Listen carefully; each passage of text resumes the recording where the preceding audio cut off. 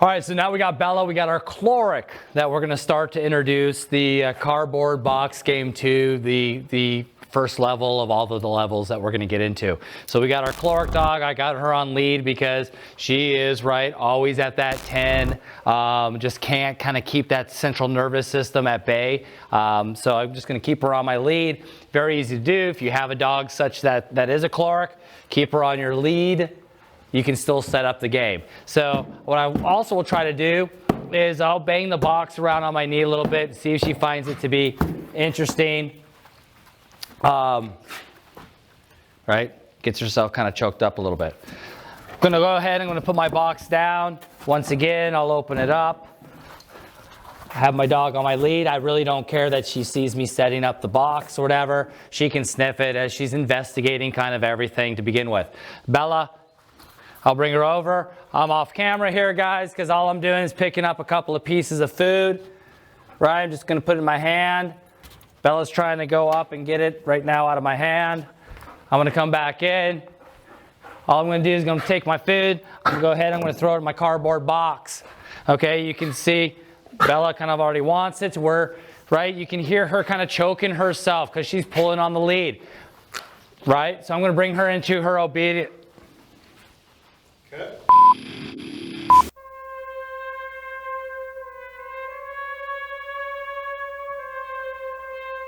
All right, so get Bella back into a foos. Deep. Chlorics, right? Do that to themselves. Got her in a foos, getting ready to play the game. Bella, foos, foos, foos, seats. All you got to do now, pop her off the leash, see what she does. Okay? Good girl. Goes right in, grabs her food. Good girl. Good girl. Once she has all the food, I'm going to wait till she comes back. She comes back to me, or she comes out of the game. I don't want to go in and pull her out. I don't want to interfere with the game. So then I'm just going to come, and then I'll go ahead. Bella.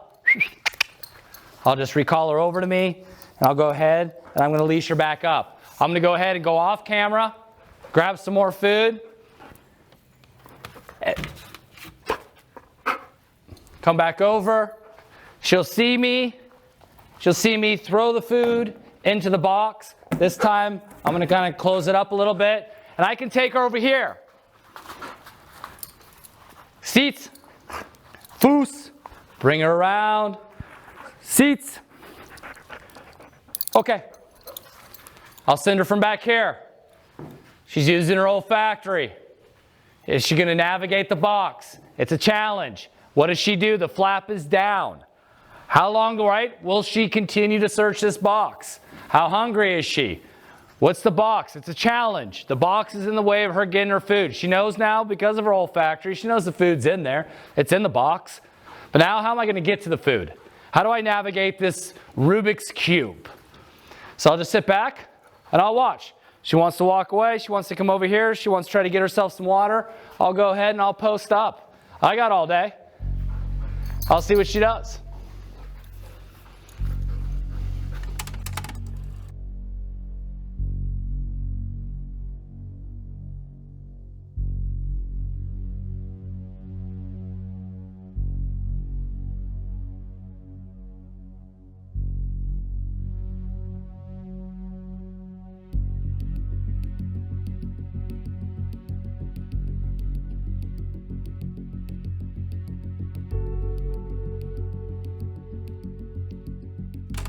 So we're going to go ahead. Bella finally accomplished that. It looked like in the beginning it was too much for Bella.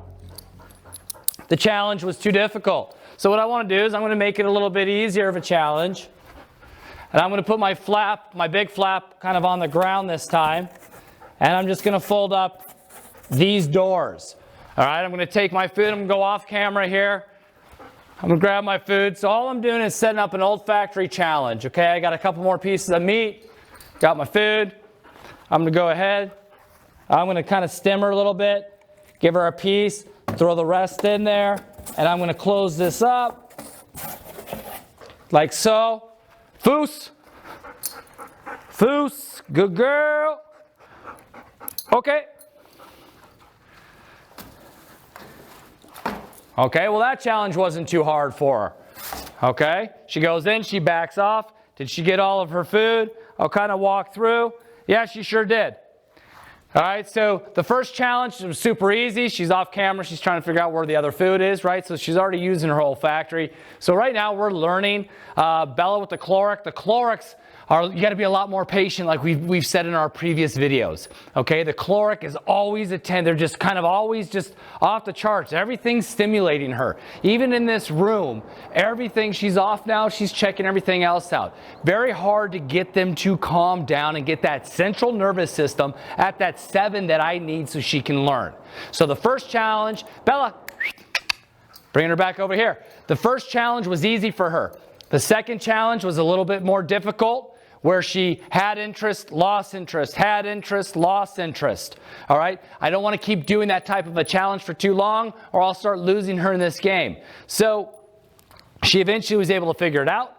I brought her back into another challenge. I made that challenge easier. So what I'm going to continuously do is I'm going to back up and do some more challenges that are easier for Bella, get her to win, get her to figure it out, and I want to constantly test her. Is she improving? Is cognitively she figuring out the different challenges that the box can present?